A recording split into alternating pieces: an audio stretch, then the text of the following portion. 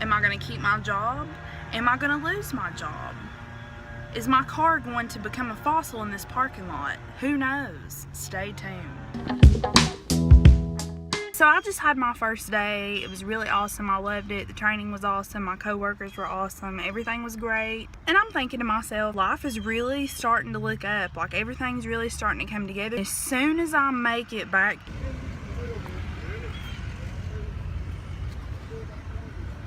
bam. Always. Every time. Every single time. Right now, I am waiting in Food City parking lot. I don't know what's gonna happen. I don't have money for a spare right now. I already had to use my spare because my tire exploded like 3 months ago.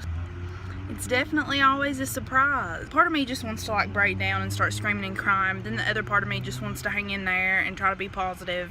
So I don't really know, but I can tell you that when I realized that my tire was flat, I just sat there in the middle of the road, backing up traffic. Sometimes stuff happens to me and I'm just like waiting for Ashton Kutcher to jump out. Like, I'm just hoping that at any second he's gonna appear.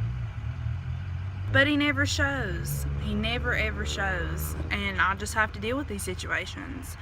I don't know if the universe is toughening me up to deal with something like later on down the road or what. I've got to say, I'm pretty sick of it. I'm getting pretty sick of it. I literally cannot afford to miss my second day of work. You want to know what the best part of it, the whole thing was? When people were driving off the road sideways to tell me that my tire was flat. But judging by the way my car basically had invisible hydraulics, I'm pretty sure it was evident that I was already aware that it was flat.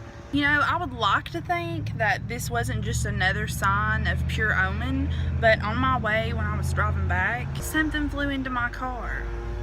And at first, I didn't know what that something was. You know, I was kind of like, oh, what is this? I looked down directly between my legs on the seat, and it is a freaking bumblebee. And I'm not talking about a cute one dancing around Winnie the Pooh. This thing was like ready to just sting something. The way the road was where I was at, there was nowhere to pull over or anything. I just had to reach over gently and get a napkin out of my center console and kind of put it over it until I could stop. Just to let you know the kind of stress I've been under, I normally would have already like downed my Dunkin' Donuts iced coffee, but because of this occurrence, I have barely taken one sip from it, and it's basically disgusting and gross and watered down now.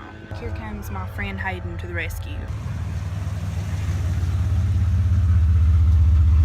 Hey, we're gonna get this tire off and go from there. This tire, did you not? Summer just arrived on the scene.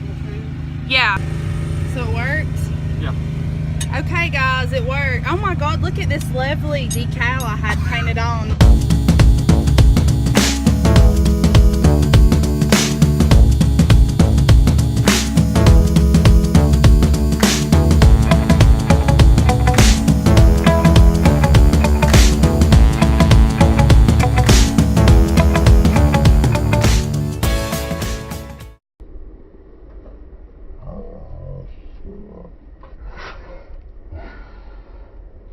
Sorry, it's probably the universe paying you back for helping me.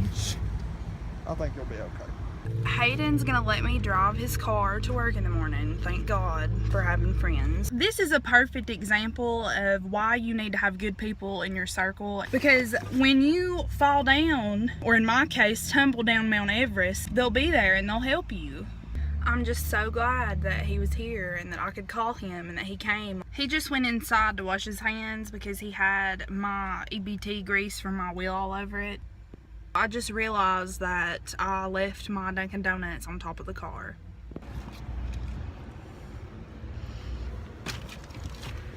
Okay, I'm gonna clean his car out for him while he's in there washing his hands. Obviously, it's not like enough to repay him for how much he's helping me, but it is a start. You can throw that shit in the back if you want to.